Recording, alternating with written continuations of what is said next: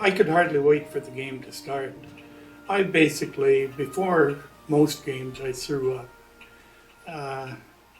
And I would tell the story about, I'd tell the defenseman particularly, I'd say, well, why I threw up is that I looked around the dressing room and I saw who my defensemen were, and I'll tell you, if you saw who they were, you'd throw up too. So, but that was not really the case. It was just that I was wired. I was ready to play. I forced myself. I think I played better if I threw up, and whether it was imagination or not. But I always felt I was ready to play. You always figured out how can I stop the puck. You didn't really have any coaching, but they did tell you stand up, put your legs together, do this, all the stupid things they told you to do. Eh? And I thought, well, why not just stop the puck? And logic, like in the old days, they used to stack the pads and feet first into the puck and keep your head kind of out of the way. And if the shooter was coming in, I could butterfly pick up the small corners and pretty much keep your head out of the way. And but it was such an easy recovery from the butterfly. Also, I believe that stemmed a little bit from groin injury, and we used to split a lot, do the splits to make the save, and so like the groin injuries, it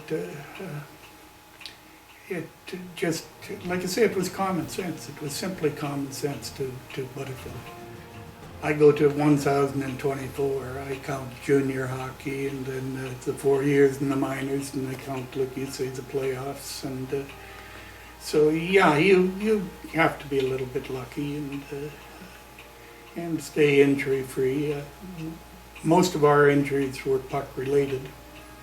And you were always conscious of an eye injury. An eye injury is what really hurt you. But like again, if it was, you could play around a lot of the injuries. Like I suggested that pulled groin muscle, okay, change your style a little bit.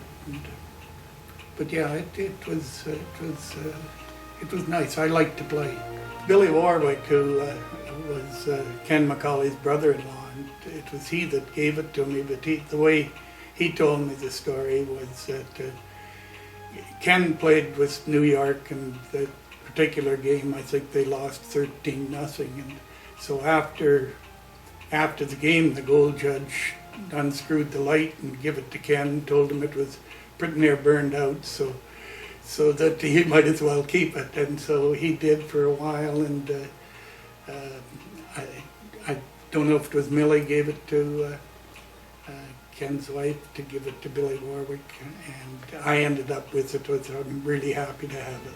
Well, it's very complimentary. Like I say, that we're rewarded. I keep telling you how much I enjoyed playing, and I did, but now you're being rewarded for something you enjoyed doing, and which is rather nice. I'm sure that when you talk to the other inductees, they'll all say the same thing. They loved the sport that they were playing.